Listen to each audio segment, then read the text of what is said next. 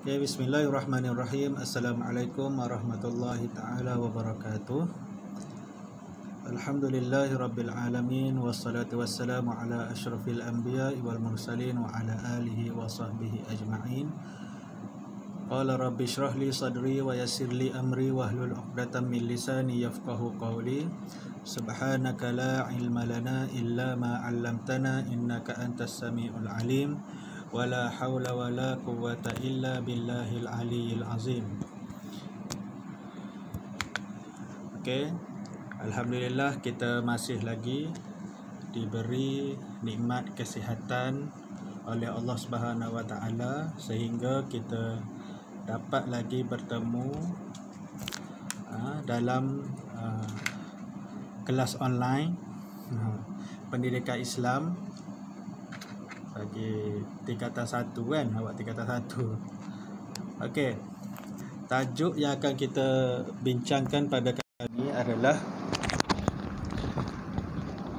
berkaitan dengan makanan halal lagi baik. Makanan halal lagi baik. Okey. Dia ada makanan yang halal lagi baik, ada makanan yang halal mungkin kurang baik, ada yang makanan yang tak halal tapi baik, macam-macam. Makanan yang halal lagi baik ini yang kalau kita nak kenal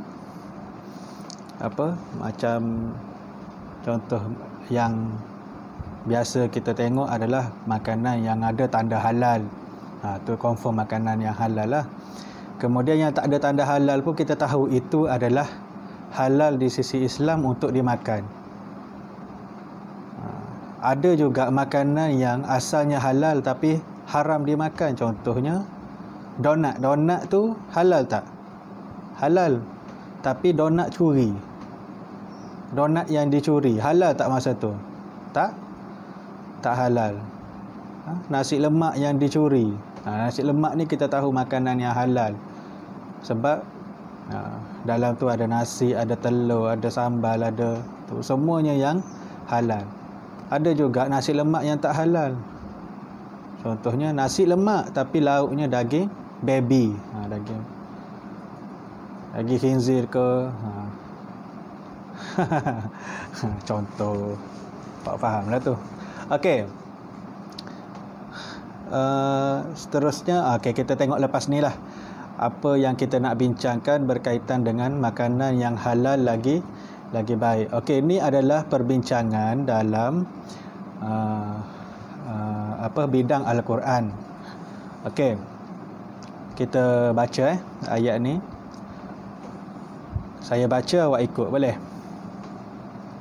Okey, dia satu ayat je. A'udzu billahi minasyaitonir rajim.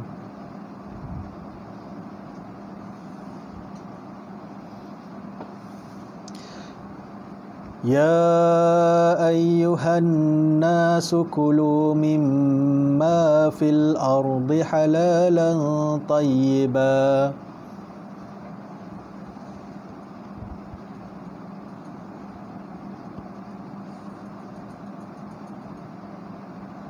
ولا تتبعوا خطوات الشيطان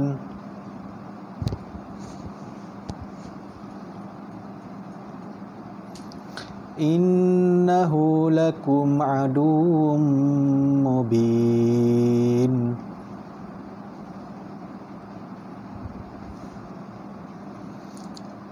Okey. Ini adalah ayat daripada surah Al-Baqarah ayat 168.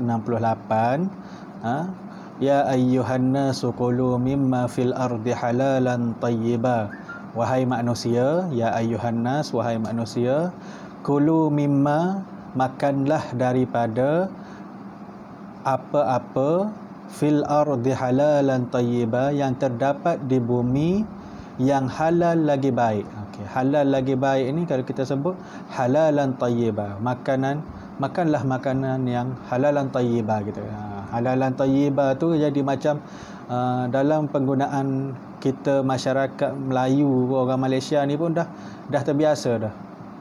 Halalan thayyibah tu kita dah tahu. Maksud dia halal lagi baik. Wala tattabi'u khutuwatis syaitan, dan janganlah kamu mengikut jejak langkah syaitan.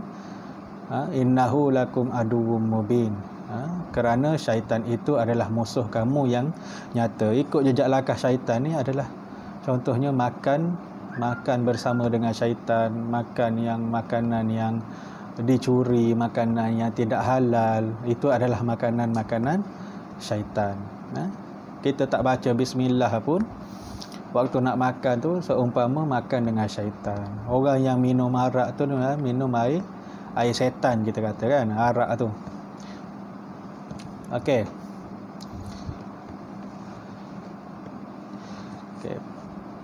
Tuntutan pengambilan makanan yang halal lagi baik. Okey, dalam ayat 168 surah Al-Baqarah yang kita baru baca tadi tu, dia adalah Allah menyuruh kita makan makanan yang halal dan baik untuk memelihara akal dan badan daripada kemudaratan. Makanan yang halal dan baik dapat menjanakan pemikiran yang cerdas, hati yang bersih dan badan yang sihat. Allah Subhanahu Wa Taala juga melarang kita mengikut jejak langkah syaitan yang sentiasa menghasut manusia supaya mengambil makanan yang haram dan melakukan pembaziran. Okey, ini adalah huraian daripada ayat tadi yang mana Allah suruh kita makan makanan yang halal. Apa sahaja yang halal di muka bumi, makanlah.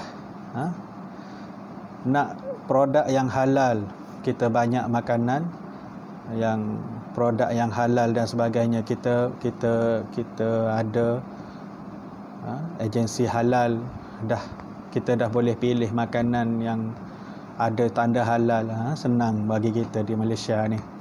Kemudian supaya kita dapat memelihara akal dan badan daripada kemudaratan. Maksudnya kalau kita makan benda yang haram, kita tak boleh nak memelihara akal. Macam contoh yang sekarang ni, isu yang agak gempak macam sekarang ni adalah isu pemandu mabuk kan. Isu pemandu mabuk ni disebabkan oleh dia orang tu ambil makanan yang haram lah. Minum arak tu haram, dan arak tu adalah satu minuman yang bagi peminumnya pada masa dia minum tu, selepas dia minum tu, dia tak boleh nak memelihara akal dia daripada berfikiran waras. So sebabnya orang yang memandu secara bila dia dah khayal, dah mabuk ni, dia tak tahu dah, dia dengan dunia dia sendiri. Sebab tu kita ada tengok baru ni yang dahlah dia langgar orang tu, dia seret motor dengan dia seret kenderaan dengan si mangsa tu, sampaikan seberapa jauh lah yang dia seret tu, saya lupa berapa, sampai sekilo ke. Tapi dia dalam keadaan yang tak sedar. Maksudnya pada masa dia ambil makanan tu, dia tak boleh nak memelihara akal dia dan badan dia. Maka masa tu terjadilah mudarat yang lebih besar disebabkan oleh pengambilan arak dia tadi tu. Sebab tu Allah ajar kita makan makanan yang halal. Cuba orang tu tak ambil arak, jadi tak macam tu. Takkan jadilah, sebab dia boleh memandu dalam keadaan dia waras.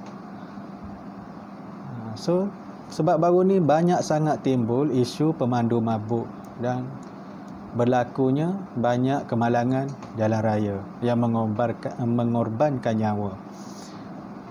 Okey, dan makanan yang halal ni dapat menjana pemikiran yang cerdas, hati yang bersih dan badan yang sihat. Okey, kita tahu makanan yang halal ni dia boleh jaga. So kalau kita makan yang haram, kita dengar tubuh hati kita akan jadi hitam, susah nak berfikir. So dengan makan makanan yang halal boleh buat kita cerdas dalam berfikir. Apatah lagi kalau kita mengamalkan makanan-makanan sunnah yang disarankan oleh Nabi Muhammad sallallahu alaihi wasallam. Dan seterusnya Allah juga melarang kita mengikut jejak langkah syaitan daripada mengambil makanan yang haram dan melakukan pembaziran. Okey, jadi satunya syaitan ni dia ajak kita ambil benda yang haram untuk dimakan. Satu lagi, buat pembaziran. Makanan kita semua dah halal dah. Kita yakin ini hasil titik peluh kita bekerja, kita beli makanan, buat makanan. Syaitan pun kata, sekali dah lalang nak buat makan 2 orang pun biarlah puas hati, masaklah banyak-banyak. Kan? Kita pun terpengaruh dengan godaan syaitan tu, kita masak banyak-banyak, akhirnya tak habis, buang macam tu je. Maka berlakulah pembaziran. Ataupun syaitan ni dia suruh juga kita mengambil makanan yang haram. Kita kata, contohnya ada buah, kita hidup berjiran ni, kadang-kadang jiran kita tanam pokok pelam lah, tanam pokok apa-apa je lah. Kita tengok buah dia masak apa semua, kita ambil tanpa minta izin. Masa tu kita dah makan curi apa ni, makan barang ataupun makan barang makanan yang dicuri.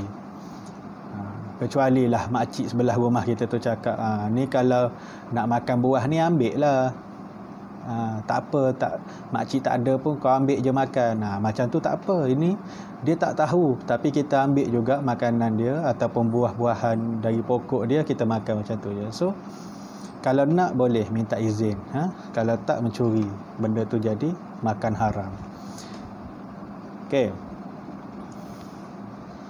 Kemudian ciri-ciri makanan yang halal lagi baik adalah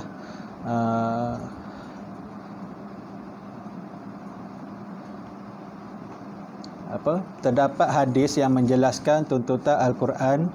Antaranya termasuklah hadis yang diriwayatkan oleh Abu Hurairah yang menjelaskan bahawa para rasul dan orang-orang yang beriman dituntut supaya mengambil makanan yang halal dan baik. Di akhir hadis tersebut Abu Hurairah berkata, summa zakarar rajulu yutilus safar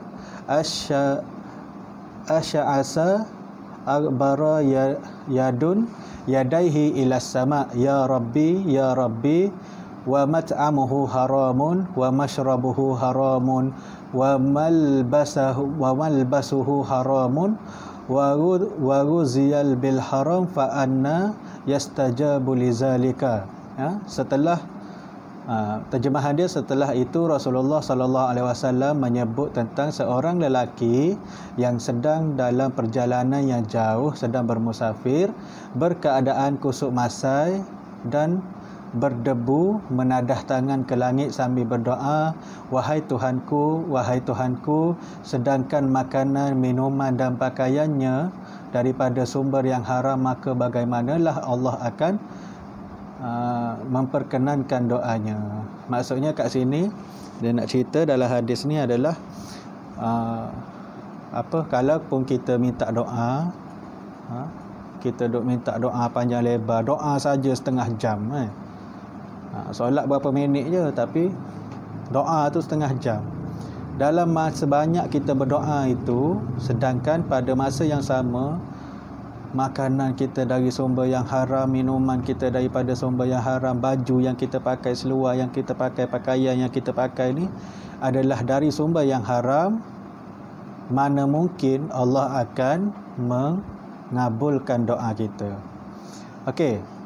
Dan makanan yang halal tu, dan makanan yang halal lagi baik tu adalah ada beberapa kategori, ada beberapa perkara, iaitu makanan tu hendaklah bersih, berkhasiat, seimbang, dan mengikut keperluan, macam sayur, buah-buahan, bijirin, berserat tinggi, protein yang sihat.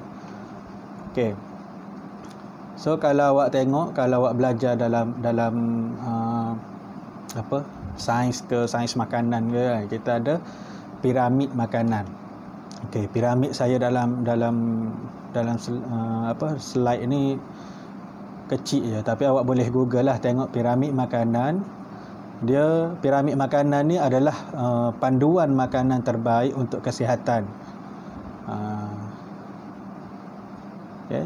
Kadang-kadang kita ni makan tak ada panduan, asalkan kalau orang Melayu ni asalkan sedap dia makan.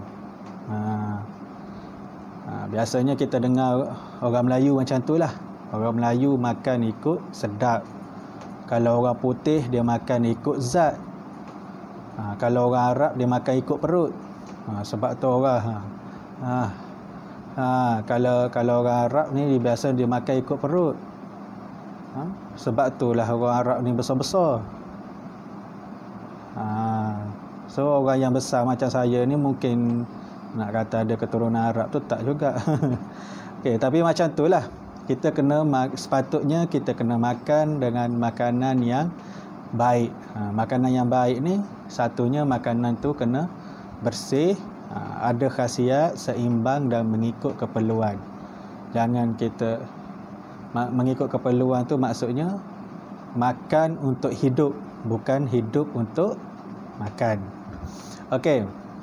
Kita disarankan mengambil hidangan sayur-sayuran dan buah-buahan bagi membantu sistem penghadaman.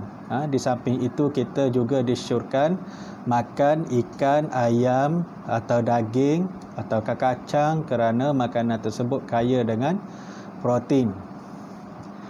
Okey. Dan kita kena kurangkan makanan yang berlemak, berminyak, gula dan garam. Itu adalah antara piramid makanan. Ataupun kita guna makanan yang paling banyak kita kena makan kena makan sayur-sayuran dan sebagainya. Okey. Kemudian kita tengok makanan yang halal, makanan yang dibenarkan oleh syarak. Manakala makanan yang haram adalah makanan yang dilarang oleh syarak. Makanan yang dibenarkan oleh syarak dan itu adalah makanan yang halal. Okey. Dan makanan yang tidak dibenarkan, dilarang oleh syarak adalah makanan yang haram. Okey. Dan kita dilarang untuk makan, menjual ataupun membeli makanan yang haram. Okey. Yang seterusnya, keharusan sesuatu makanan bergantung kepada aspek berikut. Yang pertama, ramuan makanan adalah dari sumber yang halal. Cara memproses dan menyediakan dan cara mendapatkan makanan tersebut. Dan kita hendaklah berhati-hati memilih makanan agar terjamin halal dan baik. Penjual makanan pula hendaklah memilih makanan daripada sumber yang diyakini halal dan baik. Antara cara mendapatkan makanan yang halal dan baik termasuklah melihat kandungan bahan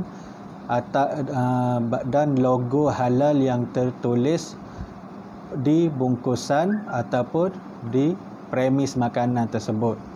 Okey, so kita masa nak memilih makanan ni, kita kena pilih makanan yang ada tanda halal, dan kita kena tengok dia punya ingredient kan.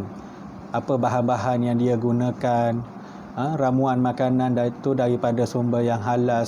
Sekarang kan ada kod-kod rahsia daripada kalau awak perhatikan dalam satu-satu makanan yang awak beli tu dia ada tulis ramuan dia. So dalam tu kadang-kadang dia gunakan bahasa-bahasa yang kita sendiri tak faham, perkataan-perkataan yang kita tak faham. So masa tu kadang-kadang kalau rajin cari apa maksud perkataan ni, apa maksud kod ni. Ada orang duk share banyak berkaitan dengan kalau kau tengok kod ni, produk ni adalah berasaskan daripada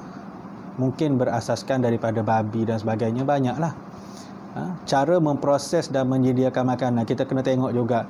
Kalau ayam, contohnya ayam, kita kena yakin bahawa tempat yang kita beli ayam tu diproses dengan cara yang betul. Maksudnya ayam yang kita beli dekat kedai tu mestilah ayam yang disembelih contohnya. Bukan ayam yang dipatahkan lehernya kerak macam tu je, ataupun pusing kerak macam tu je, terus kita pun beli, tak ada kesan sembelih pun. Itu makanan yang diragui. Tengok cara proses dan cara penyediaan dia macam mana. Okey. Kemudian cara mendapatkan makanan tersebut. Cara kita dapatkan makanan tu macam mana? Kena tengok baik-baik logo dia. Sekarang senang. Ada logo halal. Okey. Kemudian kita tengok akibat daripada pengambilan makanan yang haram. Yang pertamanya adalah kecerdasan minda akan terganggu. Minda kita ni akan rosak. Kita duk fikir, kenapalah aku susah sangat baca lupa, baca lupa, dah hafal dah tapi lupa. Mungkin ada daripada sudut pemakanan kita yang kita tak jaga. Yang keduanya, hati menjadi keras.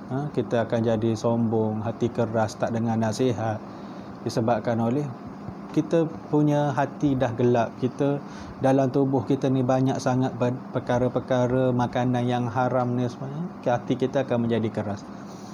Yang seterusnya akan dibenci oleh masyarakat. Bila kita bersifat dengan sifat yang keras hati tadi itu, bila kita bersifat dengan orang yang makan haram ni, sifat yang ada dalam diri dia tu jarang yang baik. Mesti ada sifat yang tak baik. Sebab kalau kita tengok di kronologinya, orang yang kalau contoh dia seorang yang pemabuk, disebabkan sifat pemabuk dia itulah yang menjadikan dia tu asalnya minum arak. Kemudian bila dah mabuk, tengok dia terlihat orang perempuan contohnya. Bila dah mabuk khayal ni, dia pergi rogol orang yang perempuan tadi tu. Lepas tu dengan kesan kemabukan dia tadi tu, lepas dia rogol, dia takut perbuatan dia tu dihebohkan, diberitahu pada orang lain ataupun direport polis. Dia pun nak matikan bukti yang ada, dia bunuh yang perempuan tadi tu. Kemudian kalau ada saksi, dia bunuh lagi saksi yang nampak apa yang dia lakukan. Semuanya berasal daripada arak tadi tu, daripada minuman yang haram tadi. Okey, yang seterusnya terdorong untuk melakukan kejahatan. Apabila mengambil makanan yang haram ni, dia terdorong melakukan kejahatan. Macam cerita tadi itulah. Kemudian berkepribadian yang kasar. Sentiasa berada dalam keluh kesah, kemudian mendapat kemurkaan dan azab Allah Subhanahu Wa Taala kalau tak bertaubat. Yang seterusnya mendapat penyakit. Biasalah kadang-kadang orang yang kita dengar orang yang contoh paling senang saya cerita hari ni adalah berkaitan dengan arak ajalah kan. Orang yang pengambilan arak ni kadang-kadang dia akan jadi ususnya macam-macam lah penyakit ususnya, macam-macam penyakit yang disebabkan oleh arak. Ada yang sampai gila. Kemudian doa tidak mustajab, macam hadis tadi. Macam mana Allah nak ampunkan dosa dia sedangkan dia berada dalam keadaan yang makanan dia, minuman dia, pakaian dia, semuanya dalam keadaan yang haram, daripada sumber yang haram. Macam mana Allah nak mustajabkan doa dia? Susah memahami ilmu yang dipelajari, dan tidak mendapat kemanisan dalam beribadat. Okay? Dia akan susah nak memahami, nak faham sesuatu ilmu tu susah. Disebabkan oleh pengambilan makanan yang haram. Okey, kemudian kita tengok kepada perbezaan ciri makanan halal dan dengan makanan yang haram. Okey, ciri-ciri makanan yang halal Dia ada ciri makanan halal, ciri makanan haram daripada sudut aspek dia. Okey, kita tengok daripada aspek bahan. Daripada aspek bahan, ciri-ciri makanan yang halal adalah bahan yang halal dimakan dan bahan yang haram dimakan. Kita boleh tentukan apa yang halal dimakan, apa yang haram dimakan. Kemudian proses disembelih mengikut hukum syarak. Okey, kalau haiwan yang boleh dimakan, haiwan yang disembelih mengikut hukum syarak dan tidak disembelih mengikut hukum syarak. Maksud disembelih mengikut hukum syarak ni adalah ada orang yang menjadi tukang penyembelihnya. Kalau kita belajar bab sembelih pula macam-macam lagi lah. Setiap sembelihan perlu ada sebutan nama Allah. So, yang macam saya cakap di awal tadilah, ada makanan, contohnya ayam. Kita kena pastikan bahawa ayam yang kita beli untuk dimakan tu adalah ayam yang disembelih, bukan ayam yang diputar tengkuknya ataupun dipatahkan lehernya, macam tu je. Ataupun ada mungkin ada yang ambil hempak kat lantai, kau ambil ayam tu pegang kaki dia, mati ayam. Lepas tu proses buang bulu apa, jual. Okey, daripada aspek kandungan, bebas daripada najis dan kotoran. Okey, bebas daripada najis dan kotoran. Makanan yang haram dimakan bercampur dengan najis dan kotoran. Okey, dalam isu ni, isu kandungan ni, bebas daripada najis dan kotoran ni adalah, kalau kita bagi contoh, macam contoh awak makan ikan keli. Ada sesetengah penternakan ikan keli ke ikan patin ke diternak di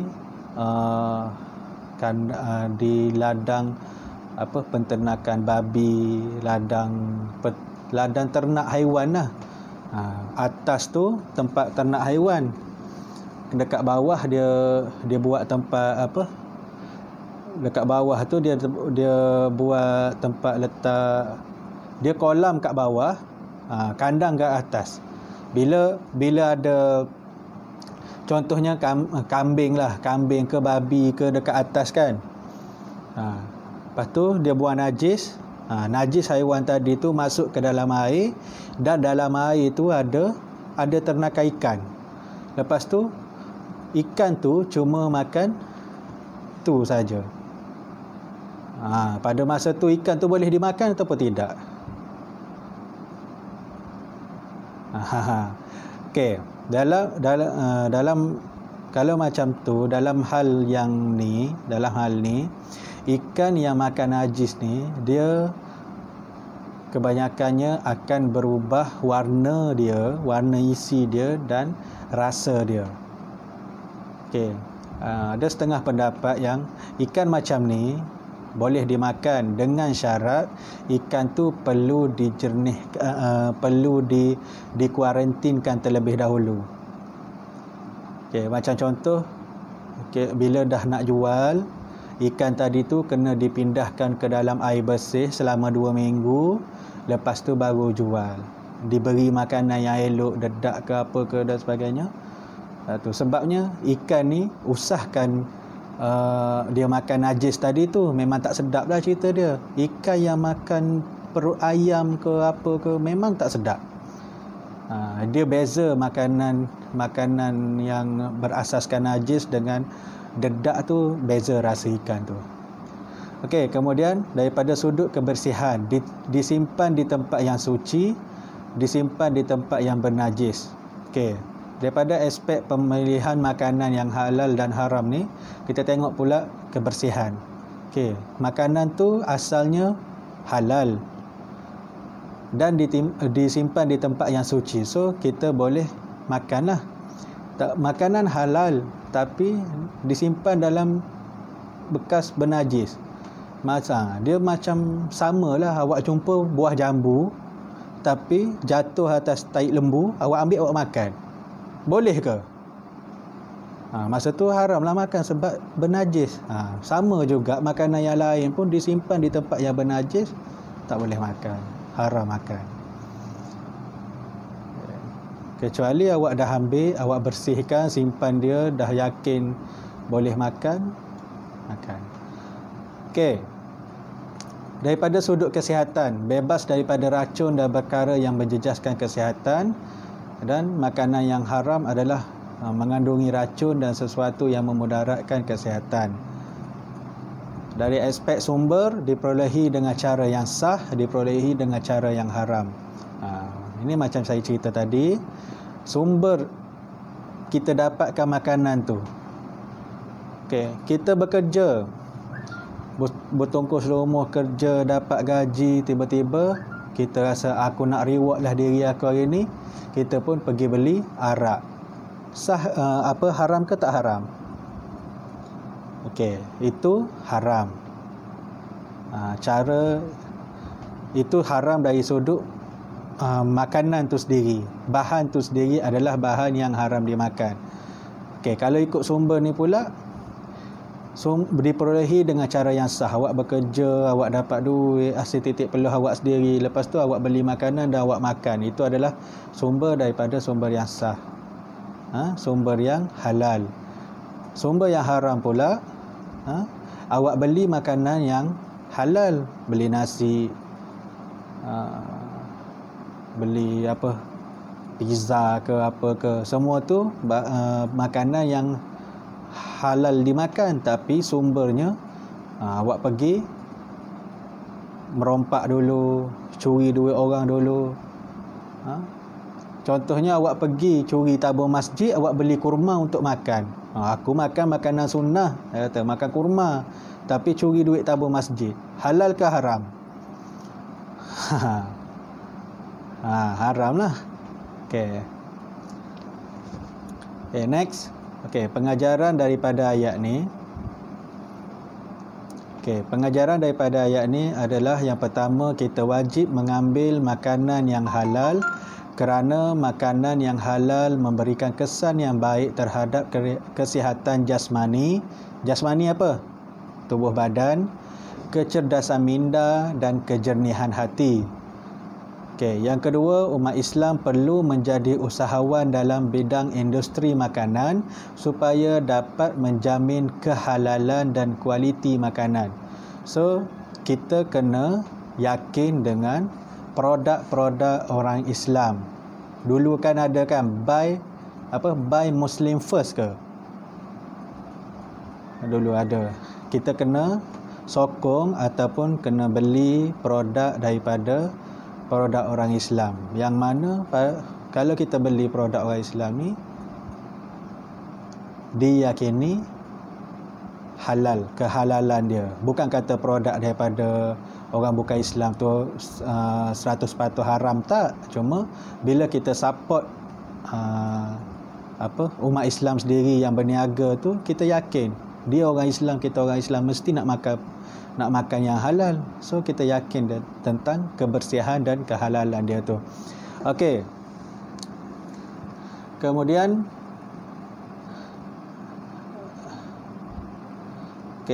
kita tengok yang terakhir, yang ketiga, umat Islam hendaklah prihatin terhadap aspek pengeluaran makanan yang menepati hukum syarak dan mematuhi piawaian kesihatan. Sebab itulah kalau dikilang-kilang pengeluaran produk, dia ada macam-macam peringkat, daripada penghasilan bahan, pemprosesan bahan,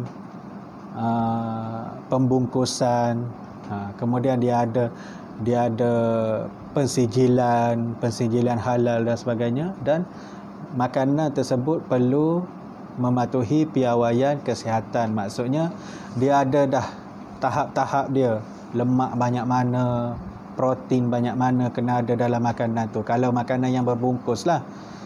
Kalau sesuatu makanan tu teruk sangat, dia punya bahan dia boleh menjejaskan kesihatan yang teruk, tak mengikut piawaian, maka pihak-pihak tertentu dalam bab makanan ni, dia takkan lepaskan makanan tersebut kepada pengguna. So mesti ikut piawaian. Kita juga kena prihatin.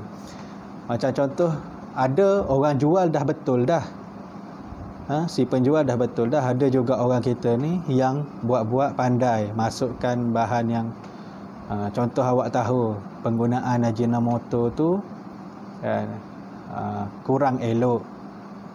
Kalau sikit sedap, tapi ada orang yang mungkin ketagih, dia suka banyakkan benda tu, padahal dia dah tahu dah benda tu kalau ambil dalam kuantiti yang banyak mungkin menjadi mungkin jadi satu efek yang teruk dalam badan kita dalam masa yang lama.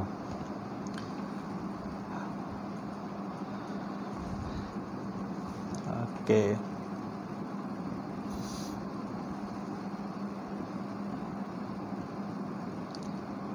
Okey, setakat tu saja perkongsian daripada apa yang kita boleh bincangkan berkaitan dengan makanan yang halal lagi bersih ni. Terima kasih. Wallahu a'lam bishawab. Assalamualaikum warahmatullahi wabarakatuh.